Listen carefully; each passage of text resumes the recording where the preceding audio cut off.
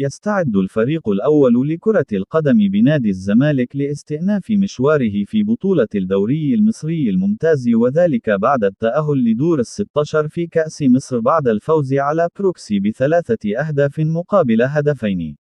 وسيلتقي نادي الزمالك مع الإسماعيلي ضمن منافسات الجولة ال27 لبطولة الدوري العام المصري يوم السبت القادم 13 مايو في 7 مساء بتوقيت القاهرة، 8 بتوقيت السعودية وقطر، على استاد الإسماعيلية، وستذاع المباراة عبر قناة أون تايم سبورت. وكانت آخر مباراة خاضها نادي الزمالك قبل فترة التوقف أمام سيراميكا كليوباترا في إبريل الماضي، والتي فاز بها الزمالك بهدف نظيف. ويحتل نادي الزمالك المركز الرابع في ترتيب جدول المسابقة برصيد 43 نقطة، بينما يتواجد الإسماعيلي في المركز ال14 برصيد 26 نقطة.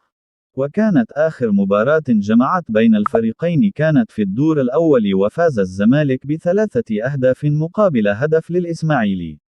ويسعى نادي الزمالك للفوز للتقدم للمركز الثاني في جدول المسابقة من أجل المشاركة في بطولة دوري أبطال أفريقيا، بينما يرغب الإسماعيلي في تحقيق الفوز للهروب من مؤخرة جدول ترتيب الدوري المصري الممتاز.